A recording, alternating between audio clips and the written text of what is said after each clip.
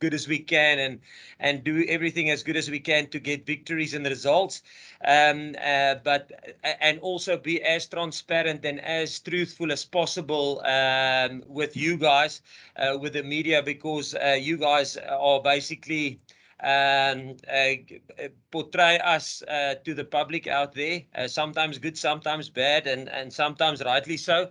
And then the fan takes that information and he supports us or don't support us. So, and I honestly believe, from our side, especially thinking now, we 2 years ago, 2 years out from France 2023, that it would be good for us, as the three stakeholders, us as the team, you guys as reporting on us, and then the fans supporting us, to be stronger together. So, and that's why I'm going to be in this information session, try and be as transparent as I possibly can be. And there's a couple of things that I thought that would be nice information to share with you guys, that you can use going forward. The first one that I saw a lot of people talking about now, leading up into these alignment camps, is probably team selection. And I'm going to touch on team selection. It's not something that you would like to report or in a media conference, but I was thinking if I give you a little bit of a backdrop of how we think about team selection and how things work, that would be quite insightful for you guys. So the first thing in terms of team selection.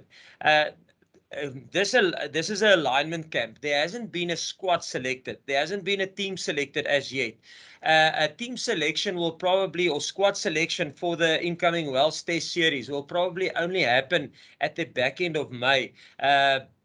Close to the end of the URC, and maybe even then, depending on the amount of teams that make it through to a possible quarterfinal, it might only happen after the quarterfinal. So a team or squad will only get selected later in the season. So this is just the alignment camp where certain individuals get invited to. So maybe touching on the alignment camp and the players that got invited. So when we invite players to alignment camp, 80% of what we want to get across in the alignment camp is generic, but sometimes we invite people to alignment camp because there's certain specific things we want to maybe align with that player, and that might differ from player to player. And a classic example for me would be the invitation of Johan Goosen to our alignment camp. I've never in my life worked with Johan Goosen.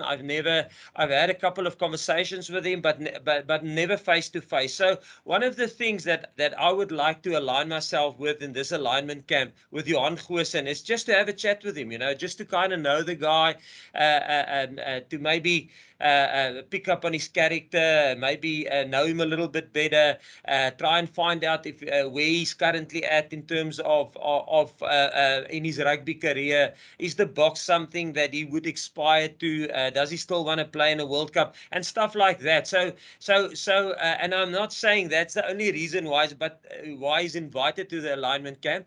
But obviously, like I said, 80% will be generic, and then 20% will differ from individual to individual. And then also on the invites to the alignment camp, not everybody that gets invited to this alignment camp will get automatically invited to the next alignment camp. And invitations to alignment camp doesn't mean that you will be in the squad selected for the Welsh Test matches. And exclusion of invitation to alignment camps doesn't mean you will not be included in the alignment in the Welsh Test series. So alignment camps, guys, is just like what the name is saying. It is pure for alignment, for us to get aligned with the player and for the player to get aligned with us. Sometimes we know what a player can bring to the party. We've worked with him before. The Springbok environment is not new to him. He's played under us before. I've coached him before. I'm very well aligned with that player. So I know if he gets into the Springbok environment, it won't be a shock to him, and it won't be, personality won't be a shock to me. So just in clarity in terms of the alignment camps and where it sits in terms of squad selection, team selection, the incoming Welsh Test series. It's got nothing. It's not a squad that's been selected yet. Okay, that's the first thing in terms of the alignment camp. Maybe to maybe finish on the alignment camp before I go to team selection. Um, what is the purpose of our alignment camp? The purpose of our alignment camp is to share the schedule the of 2022, probably quite in detailed schedule for 2022, but also a high view of the schedule that we plan for 2023. Because we all with us being I think 500 and I don't know 40 or 70 days away from the start of the 519 days away from the start of the World Cup. I mean, we already have our France 2023 hats on, so so it's sharing a schedule, and then also it is aligning players with what we look at in terms of selecting you for the Springboks, both on field and off field. What we would like to see in a player if we are going to select him within the Springbok squad. So that's probably the main purpose of this specific alignment camp. And like I say, some players are well aligned with that because they've been with us in the past and they know what it's all about. And then some players that we invited, they would be here for the first time and they will hear it for the first time. Then on the alignment camps, this will be our first alignment camp. Then there's going to be alignment camps with overseas-based players in the not so in the very distant future, and then we will have a second alignment camp, which will be in the beginning of May with the South African-based players. Then, in terms of team selection, because there's been a lot of things in the media about team selection. And guys, I don't want to go into every little. Remember, we haven't selected a team yet. We just invited guys to alignment camp. But going forward, when we do select a team or we do select a squad, how do we see team selection? And I'm going to use, because there's been this. I'm going to use loose forwards because there's a lot of good loose forwards, and I got a lot of loose forwards currently that's playing well for this that can be in contention for the Springbok side. So I'm going to use that position as an example, and especially I'm going to talk about there's been this big hype about between Ivan Ruiz and Elrich Louw. So just so that you guys can get a little bit of a backdrop of how we process team selection and how we think about it. So guys, if I'm going to start with the end goal in mind. So when you remember, when we go to the World Cup in France, there's only 5 spots available for loose forwards. And if you look at the guys that we utilized a lot last year, and also the guys that have been with us during the 2020, 2018, 2019, and going through into the World Cup. We honestly believe that Dwayne can still make France 2023. We honestly believe Peter Steff can still make France 2023. We believe Sia Kolisi can still make France 2023. And when I say we still believe, we can't. I mean that's saying that there's not big injuries. That's saying that they perform on field and they do the main thing. You know our motto: let the main thing stay the main thing, and the main thing is you must play rugby well on Saturday. So if they perform on the field and they play like they are currently doing, we believe they can go to France 2023. Then obviously Kwagga Smith joined us in the World Cup in 2019, and if he continues playing good rugby and, like I say, keeping the main thing, we believe that he can still make France 2023. And then if the fifth one that we used in 2019 was Francois Louw, and obviously he retired.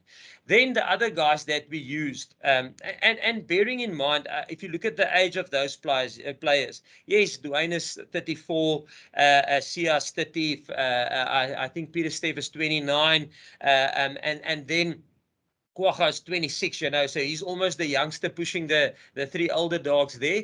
Then the guys that we used last year we used Jasper Visser, who's 26. He's only on 10 or 8 or 10 caps now.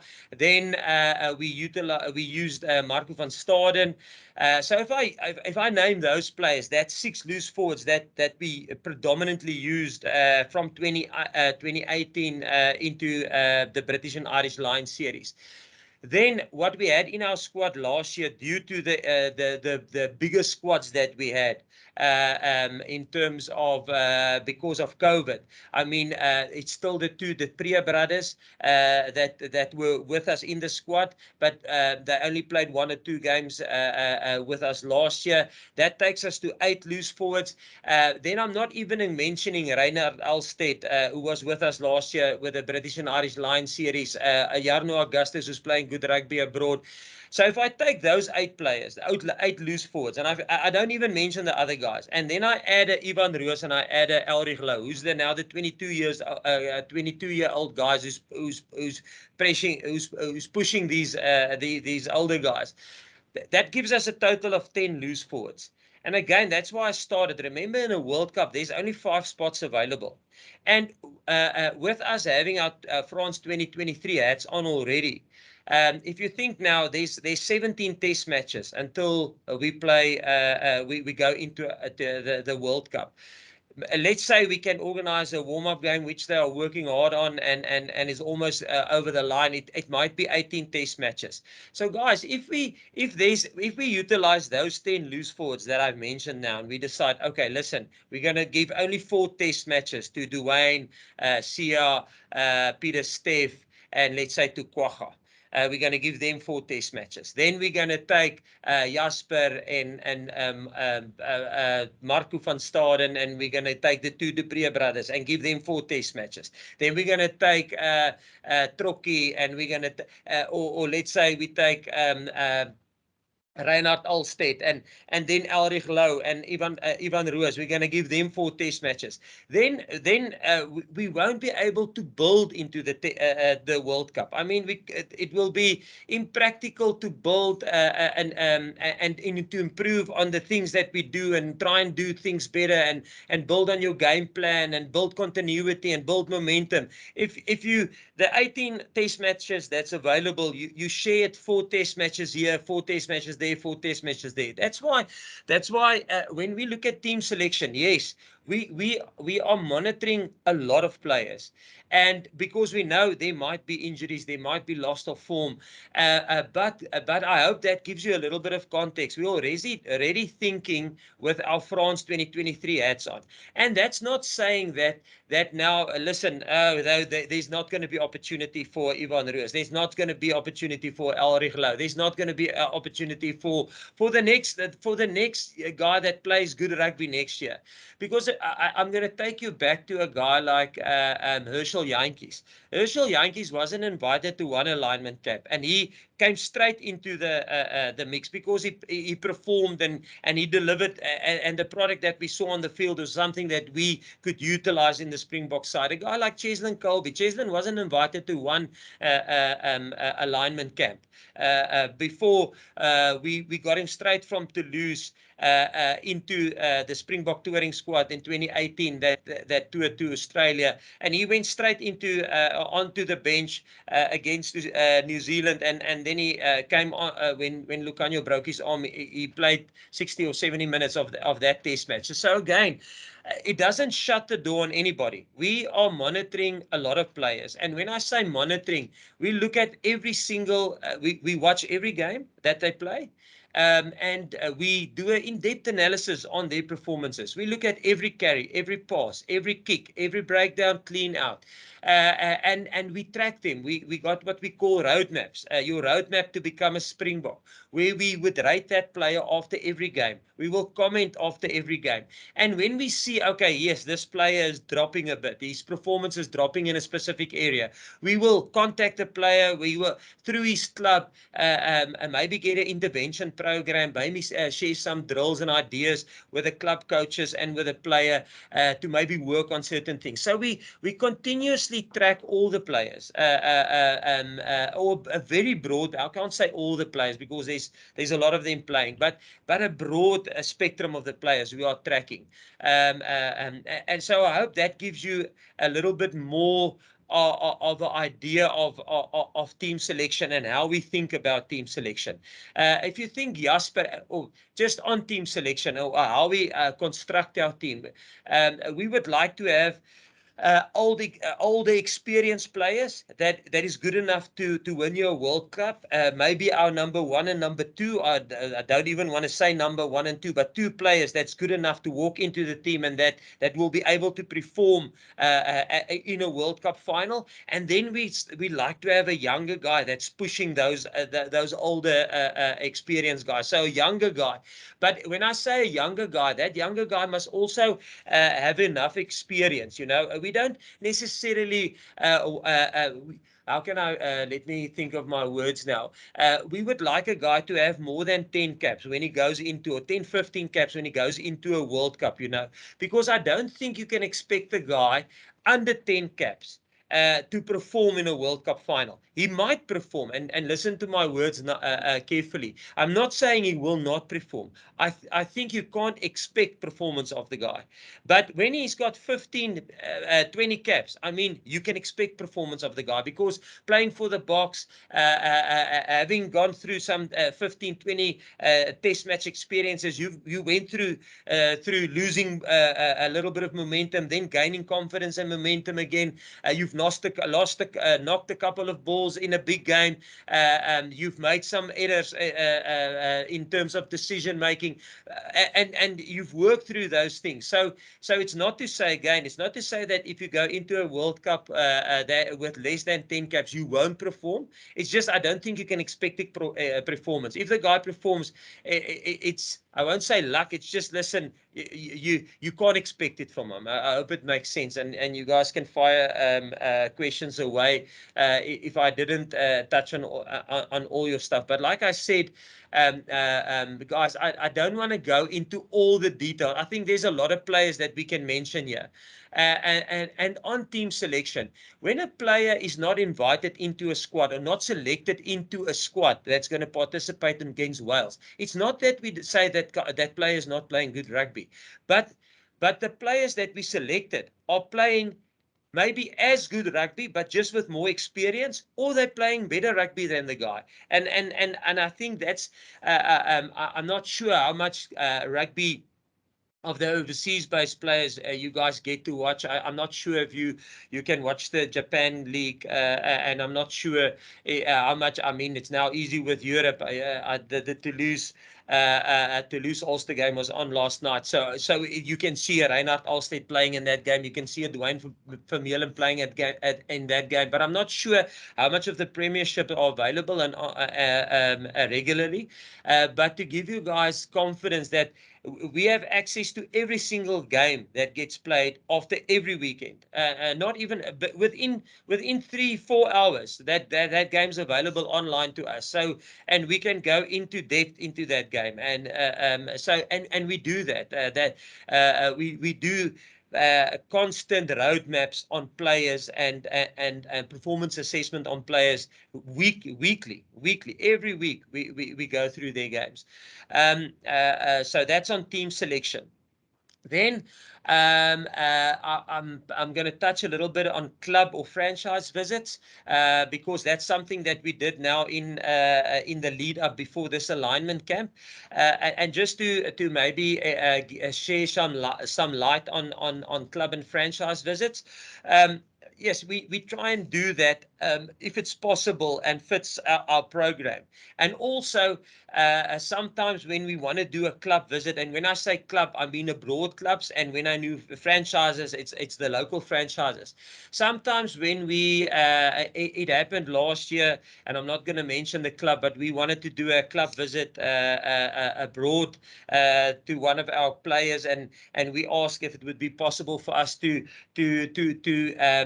maybe see how the player handles himself within the environment at the club. So obviously that means that we are within the club grounds, and not necessarily in a meeting, but if they will allow us in the meeting, it would be nice to see how he handles himself. Does he communicate? Is he on his phone the whole time? Does he listen to what the coach is asking? Can he then whatever the coach tried to deliver in the meeting, can he execute it on the field? So it's nice to see and to get to know a player like that.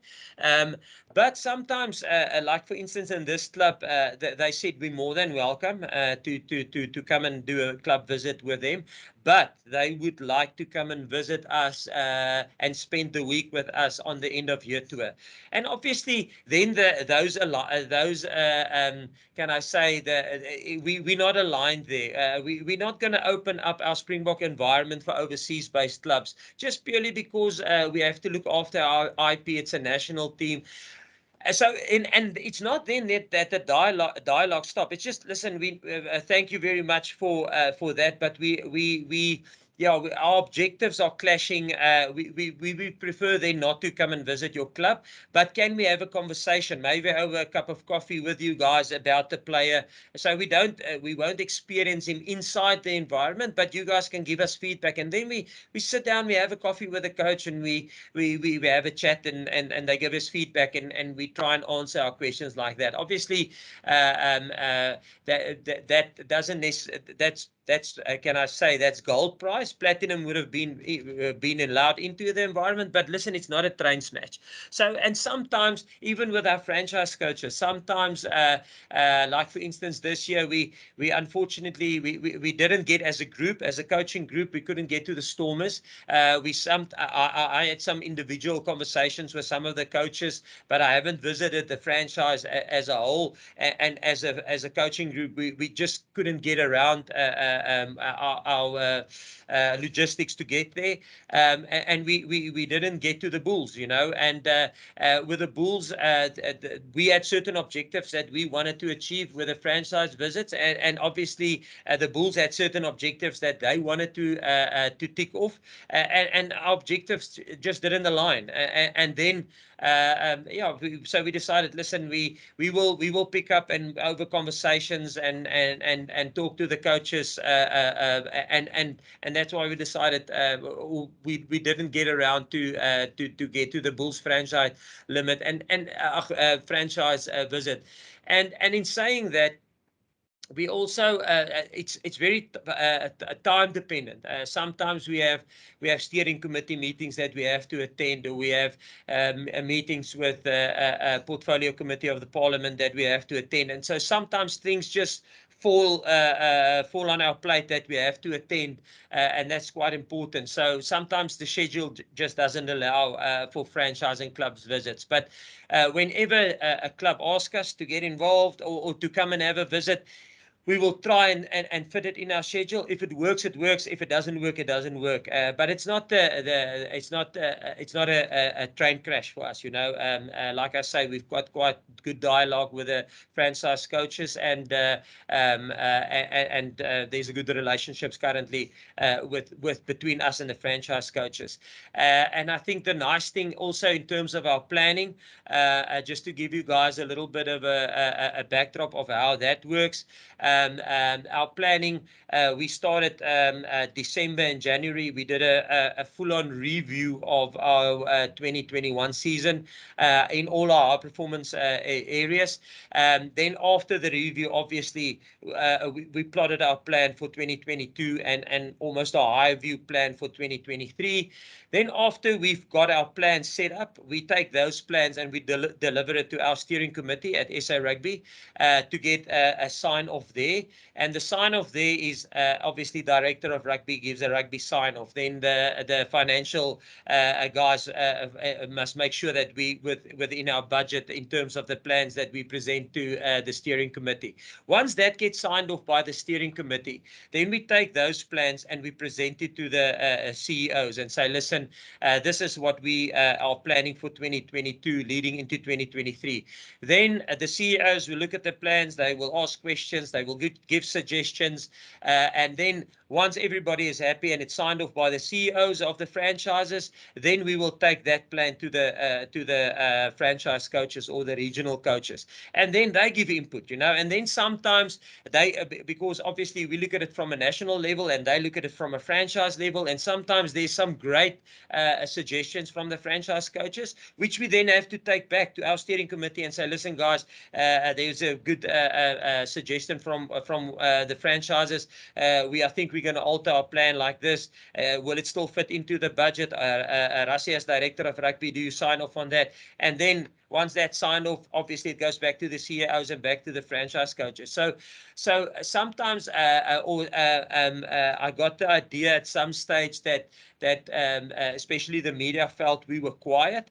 But and maybe this year it was there wasn't a lot of communication, can I say, between February and March, because we were in this process. So we did our planning, we presented it to our steering committee at SA Rugby. It went to the CEOs, and then sometimes it goes to and fro until we get alignment, and then it goes down to the coaches again. So that sometimes takes some time, because in that time, remember the franchise coaches and CEOs, they are playing in the URC, they are preparing for games, so there's limited time slots where we can get everybody in one meeting to discuss things. So, and once we have clearance from the franchise coaches, the CEOs, that's when we can share that information with the media, because then we know the information is accurate, and we also know, I think it would be unfair for a franchise or regional coach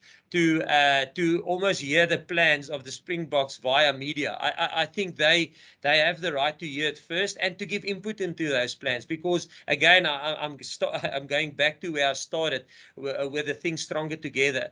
And if South Africa do well and the Springboks do well, it's not just the Springboks, it's everybody giving input, from the franchise coaches, the CEOs assisting, the SARU assisting, you guys assisting, the fans supporting. So I think it's a global investment into the Springboks, or a national investment.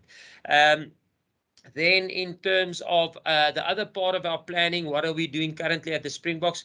Obviously, we had a close eye on the Six Nations. Yeah, my mouth is getting dry. I'm just going to take some coffee.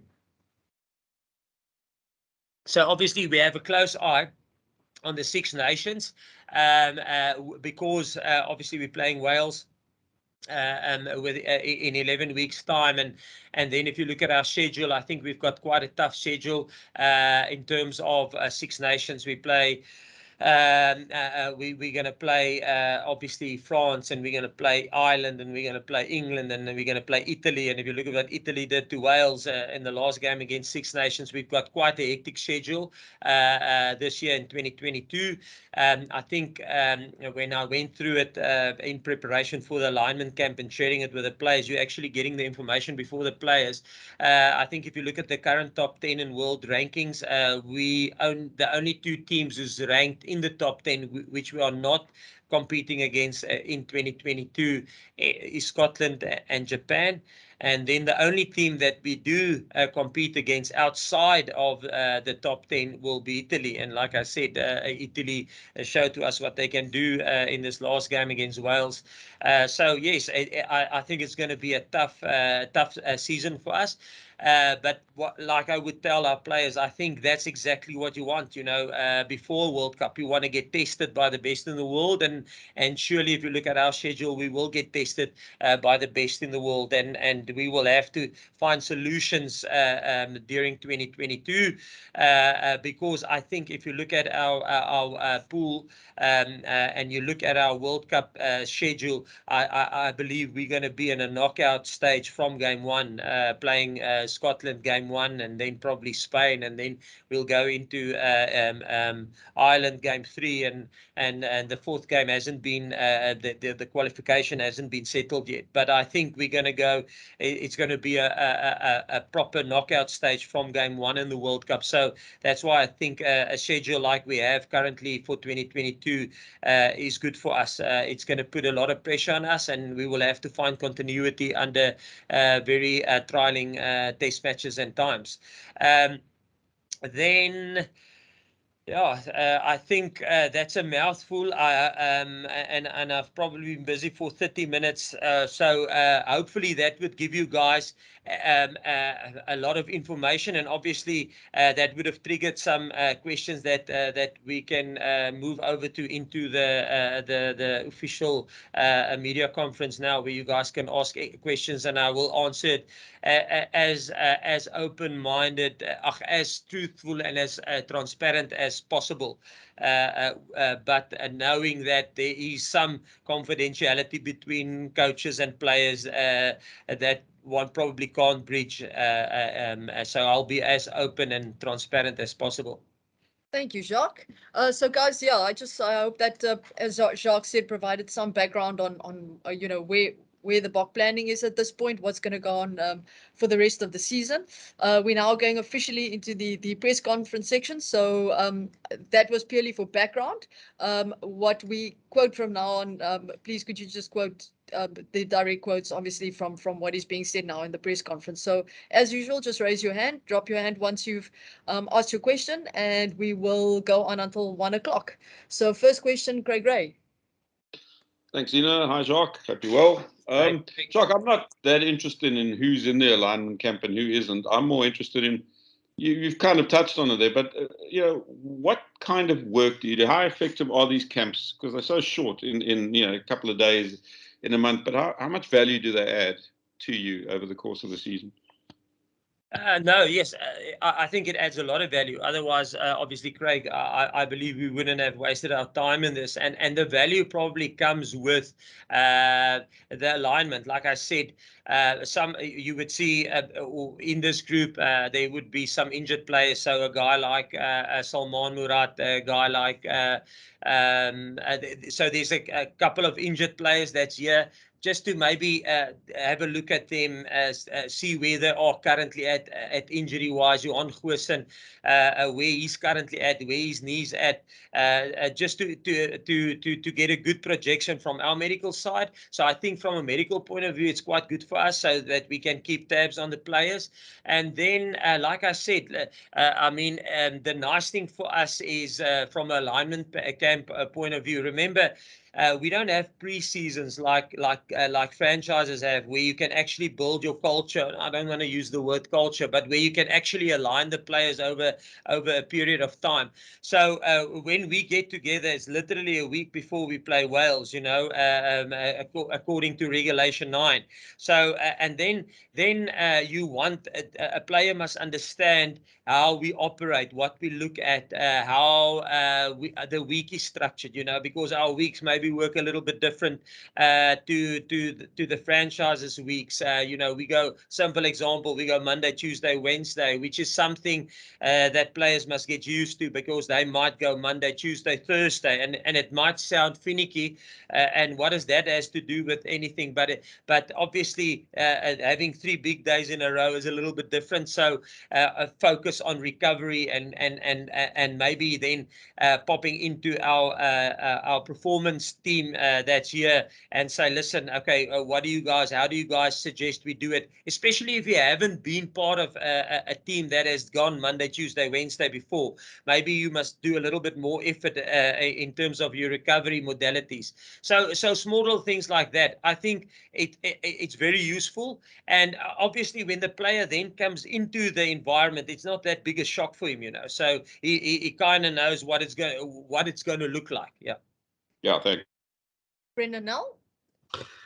Morning, Jacques. So afternoon, Jacques. Just my question's about Wales. We've obviously seen the performances of some of the Welsh teams here without a number of their Six Nations, and Wales didn't have a very good Six Nations. You're obviously planning for them first in July. Does it concern you in a way that perhaps they haven't done so well, that maybe people might underestimate them? I know you guys won't, but just your thoughts on Wales and their Six Nations campaign. Yeah, Brendan, no, definitely. I don't, there's two things. I'm gonna highlight two games of Wales in the Six Nations. Wayne Pivac was actually here. The Welsh management were here on a recce, and I actually had a dinner with him, and we had some good conversations, and he made no mince out of it that the Welsh haven't won a series in South Africa yet, and that's one of their big goals. And what they strive for, and one of the goals that they will set for themselves. Yes, obviously, if you look at their squad, I think they had a couple of big injuries within their Welsh side. They lost a couple of players. But the two things we all, and if you look at the history of us and Wales, before the World Cup, or we've played them since 2018. Since myself, Rassie came back, we competed against them or coached against them 4 times, and they've beaten us twice, and we've beaten them twice. And if you look at the points difference, it was close. Even if you look at last year, the end of year tour, it was the first time in 8 years, I think, that we've beaten Wales in Wales. So, and I think we only took control of the scoreboard. Yes, might be it was there in 70 minutes within the game. We took the lead in that game for the first time. So history have shown us that it's going to be an arm wrestle.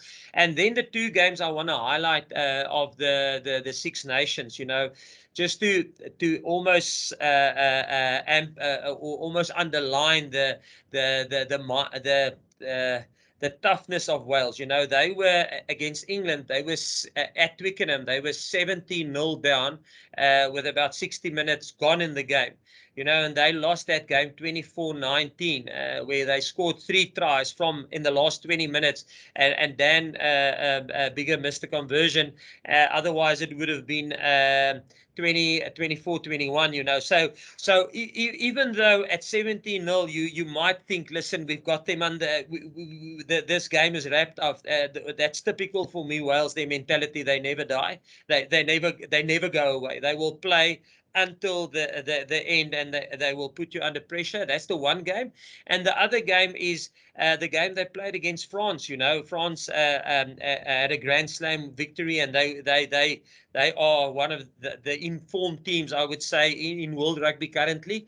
And again, after 10 minutes, France took control of that game, leading 10-3.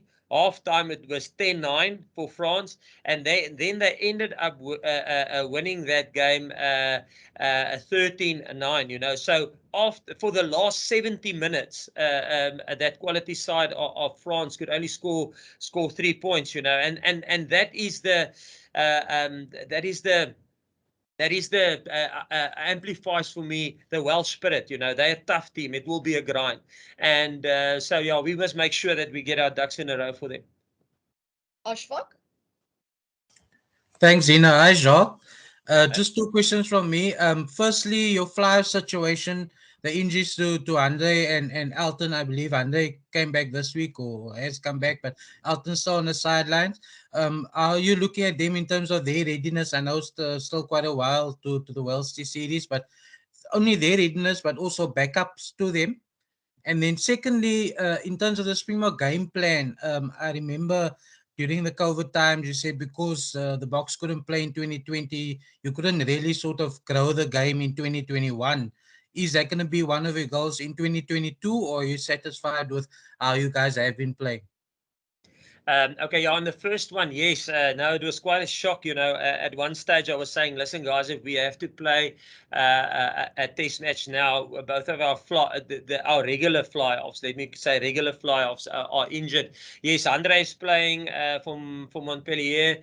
I think they play at 2 o'clock actually today in the European competition. So he's back to fitness again. And then Elton had his surgery in South Africa. He's actually going to be at the alignment camp because he's doing his rehabilitation. Him and Malcolm Marks, they both carrying injuries and they're getting rehabilitated here in South Africa. So they're going to be at our alignment. We invited them to the alignment camp. Again, injuries, let's just get our medical personnel to have a good assessment on them. And then, like I said, in the alignment camps, I don't want to go back to that, but 80% of the alignment camp is generic, but there's 20% that we want to get specific things out of specific players, and it differs from player to player. But yes, now Elton is doing very well. I think he's seeing the specialist somewhere in the next week or two, and if he gets to all clear, he'll probably go back to Japan. And I think his club is in a promotion relegation battle, so he wants to add some value to the club. So hopefully we can get him in some couple of games in Japan. But let's first make sure that he gets signed off by the specialist who did the operation on him. And that's why we were thinking. Obviously, our thoughts was last year to maybe get an experienced head in like a Mornay Steyn. Remember, we've got Frans Steyn that we can play there. We can play Gaza there. Cheslin has done some excellent performances for Toulouse last year before he went to Toulon, where he played some games for Toulouse at fly-off. So there is, how can I say, third choice options that we can do within the squad. But like I said, I think it would be nice to have, and that's why I think it's important to have a look at a guy like Johan, and see where he's at. It would be nice to have to know where he's at. Does he want to be still part of it? And then I think if you look at the current URC, if you look at the quality of the Flyers, especially last night, I thought there were some excellent performances of the Flyers. I think some of them are probably performing at probably their best levels that they have been in quite some time. So I think if I have to be quite honest, if in January, February, I was a little bit worried in terms of fly-offs and depth of fly-offs and guys coming through, and I was almost sitting there and saying, yes, guys, please, somebody stick up their hand. But I think now, literally, if I look at last night's fly-off performance, I think there was 4 hands raised and say, listen, we're ready to go. So, and like I say, the fact that we look at everyone, we assess every guy in positions that we strategically think we might be thin. We will scan their games. Then Ashfaq, to get to your point on the games and the game plan and strategy, yes, I must say, it was quite nice to have a base to work from. So we could actually go back and say, listen, what did we do in 2020? What worked? What didn't work? Where do we think we need to improve? And what do we think we are actually doing well? So we actually had some base to work from and to start building on, which in 2021 we didn't have. The previous games that we could look at was the World Cup final, and 18, or I don't know how many months have passed since then. So it was quite difficult to get a gauge of where we're at. And then in terms of our game plan and strategy, the one thing, I don't want to go and give too much away, Ashfaq, but I think the one thing I can tell you is that if you want disaster, you must fail to improvise and to build and improve. So because other teams are chasing and they are improving and they looking to improvise. So the big challenge for us is to almost look at that we still stay creative, that we don't get too arrogant and say, listen, we know how to win test matches, we know how to win a World Cup, we know how to end number 1 in the world after a year. I think that is an arrogant way of looking at it, and that will be our challenge, that we don't become arrogant like that, and that we do stay creative. But also, obviously, there is some things that we do that is working for us. I don't think we had this. I think we had a fairly average season if you look at percentages of games won.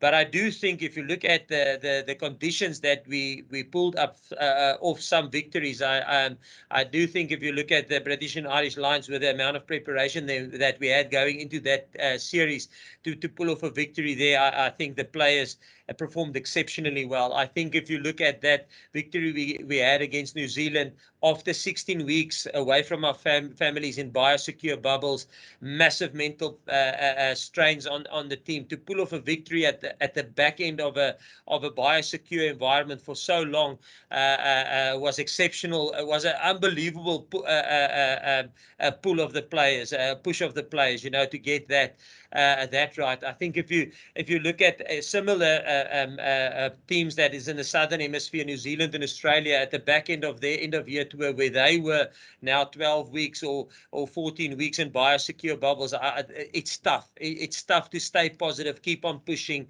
You're not allowed to go out, and it was a tough environment. So in that sense, we did some things well. But yes, we will be. I think we will shoot ourselves in the foot if we stay arrogant and think we have all the answers and we don't innovate. Robin Duke. I also wanted to find out from your side here, having saw Sales Sharks confirming that Lud Diaka and the Faf de Klerk are leaving the club. How's that putting you off in terms of your plan this season? No, it doesn't have an influence on our plans, except I'm not sure where Lourdes going. I mean, we don't get too tied up into that. I mean, players do ask us sometimes, listen, they are thinking of leaving clubs and they've got the following options available. And obviously with Felix being in the Northern Hemisphere and have a good understanding and having visited clubs, the three things that we look at is we want a good coaching environment. We want our players to get coached well and improve their fundamental skill sets. We want good conditioning at a club so that the players don't get deconditioned there. And then thirdly, we want some good player welfare and player management. We don't want them to play our players into the ground. So and certain clubs provide that. So but again, it's up to the player. They make a decision. But if they ask our guidance, obviously the clubs that provide those three things the best, we would probably recommend those clubs. So as long as they go to clubs where those three things will happen, it's not that big a disruption for us. Obviously, Regulation 9 of World Rugby provides that they have to get released for international competition, so they will be available for us. Kamva. Thank you. Good afternoon, Zina. Thank you, and good afternoon to you, Coach. You've just told us that you've got a hectic schedule in 2022, and you also had mentioned that your senior players are going to have a huge role to play in France next year. How are you going to manage the workload over the next 18 tests? Kanva, that's a good question. So obviously we have a plan. How can I say, a performance plan that we put out. That we and we will be transparent with the players. This is how we're looking at things. And this is our plan, where we will probably look at rotation and get some duly rest into the team that we feel is our performance team, and then get our rotational team in and try and get some more experience and squad depth within our squad. But that and that would probably be one of the big messages that I would have to the squad. That relies 100% on the performance on the guys that needs to perform. So for instance, ideal opportunity, and this is not taking Wales lightly, the ideal opportunity will be like we did in 2018 when we played England the 3 test matches in South Africa. If you can win the first 2 test matches, it opens up the opportunity to get rotation in for the last test match. Again, you don't want to lose momentum, so you want to do rotation as much as possible without compromising momentum, and that's the balance. The balance of innovating your squad and getting some test experience and decision-making experience and some leadership experience into younger players that has to take over from the older players. So I'll probably put that under the heading of innovation and building. But then on the other side, you have momentum, and in my opinion, and I might be wrong, and in everything that I said today, we're not always right, but I believe momentum is probably the biggest foundation of the two. If you don't have momentum, and you have winning momentum and you have confidence within your squad, if you then introduce young players, the team doesn't have confidence, the players doesn't have confidence. So I think momentum stays the important thing, and that's why if we don't perform in the first 2 test matches and we lose one of those, then it's a final in the last one, and then you don't want to lose a series in Wales. For the sake of building, you want to keep momentum. So a lot of that will boil down to the players, and that's why we will probably. Craig has asked the question: how important is? I think it was Craig. How important is the alignment camps? We say that to the players. We say, listen, this is how we think of doing it. Obviously, it's the perfect model, pie in the sky, and rugby happens then, or reality happens. So, but at least we have a plan, and then we will adjust according to how we are performing and how we are building momentum. I hope that answers your question. Yes, thank you. Thank you. Guys, we are running out of time, and I know Percy would like to ask some Afrikaans. So, Percy, can we switch over to you for Afrikaans or Afrikaans questions for the next 5 minutes, guys? Percy, you can go. Baie dankie Zina, goeiemiddag afvraagter Jacques Nienaber.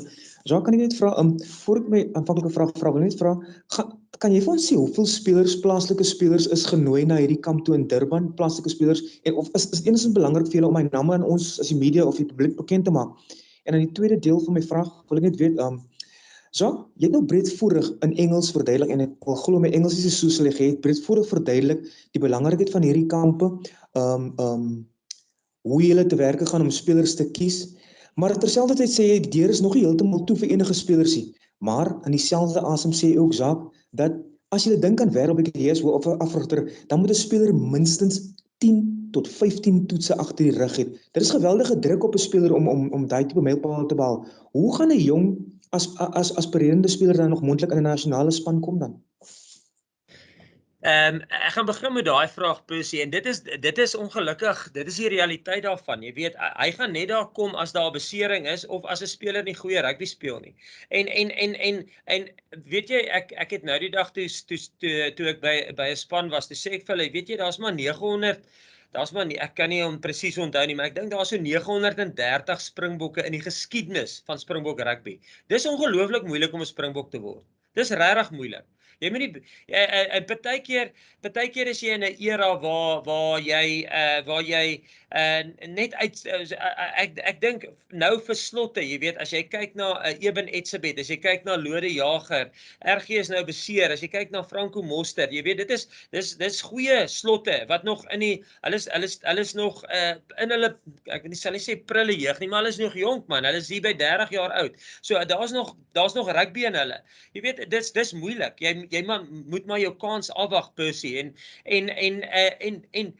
al hierdie spelers het, jy weet, ek dink Dwayne Vermeulen het lank gewag vir sy kans, jy weet, want voordat hy sy kans gekry het om vir die Bokke te speel.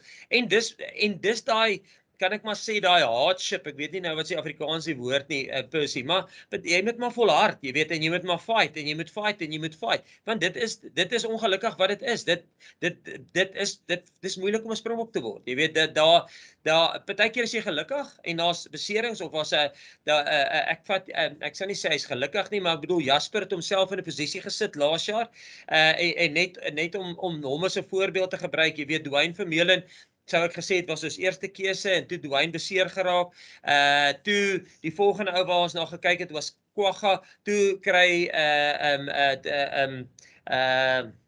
Pieter Steffe besering, en toe Kwagga in die 7 rol ingegaan, toe die volgende ou wat ons na gekyk het was Dan de Pre geweest, toe kry Dan de Pre COVID, en jy weet, daar kry ou soos Jasper Wiese sy kans teen die vir die SA span teen die Britse en Ierse Leeu's, en daar gryp hy daai kans aan met al twee hande, so partykeer is dit maar net, jy moet maar jou kans afwag, partykeer is jy gelukkig en jy kry vinnige kans, en partykeer is dit maar net, jy moet net wag, en jy moet maar net hard druk, jy weet, en dit is die rol van daai ou, Jasper, 26, sy ding is, hy moet so hard druk as wat hy kan, die ouens wat bo hom is, moet die heeltyd voel, hier is hierdie ou, hap aan my gat, as ek nie maandag oefen en ek gaan hierdie ou my plek vat, jy weet, hierdie ou wag vir sy kans, so ek dink, daai is goeie kompetisie, dit maak laat spanne goed, laat spanne beter raak, jy weet, hulle sê altyd, daar's 'n gesegde, yster slyp yster, en dis presies wat jy wil hê,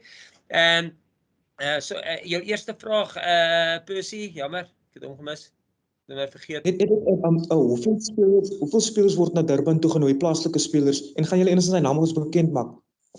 Ja, Percy, daar is, ons het 20 spelers genooi, ja, daar's 20 spelers, en ons het laas jaar ook die spelers, ek dink het klaar uitgelek, in elk geval, ek weet nie hoe nie, maar dit het klaar uitgelek, ek dink maar deur 'n streeks afrigter het die name vir die media gegee, ja, en ons noem eintlik nooit die name nie, omdat dit is nie 'n squad nie. Dis nie daar's nie 'n seleksie gewees nie. Jy weet, ons is in konstante kommunikasie met die keerders.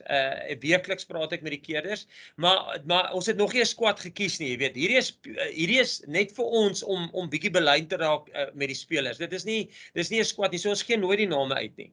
En soos ek sê, sommige van hierdie ouens is hier want daar's 'n spesifieke ding wat ek by hom wil weet, wat ek met hom wil bespreek, jy weet, en dis hoekom hy hier is. En as ons die name bekend maak, die laaste ding wat ek wil hê is laat die ou wat nou nie hier is nie dink, okay, nou hulle stel nie meer belang in my nie. En ons stel eintlik baie belang in hom. En weet jy, die kans is goed dat hy net die volgende een toegenooi gaan word. En van 'n praktiese punt af op Percy, ons het 20 genooi, ons het nou die 2 ekstra ouens hier van Japan.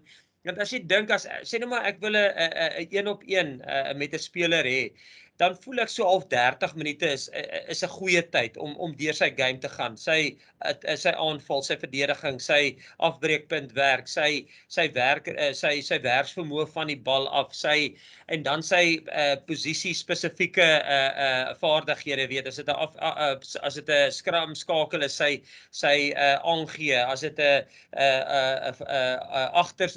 heel agter is sy vaardighede in die lug, jy weet. So as 'n ou daai besprekings wil doen met 20 spelers, of ons is nou 22 spelers hier, dan gaan my 6 ure vat, jy weet, en in 3 dae, as ek 2 ure as ek daai 6 ure oor hierdie 3 dae deel, dit gaan my 11 ure vat, jy weet, as ek 30 minute per ou vat. So as ek dit opverdeel, ek het nou my somme verkeerd gehad, 2 ure in die oggend, 2 ure in die middag op sy sit vir dit, vir al 3 dae, dan gaan ek deur al 20 van hulle kan gaan. As ons nog 20 bynooi, dan moet ek een van 2 goed doen. Of ek moet net 'n 15 minute sessie hê met daai speler wat 'n afgewaterde sessie gaan wees. So die produk wat ek deurgee na die speler toe is afgewater.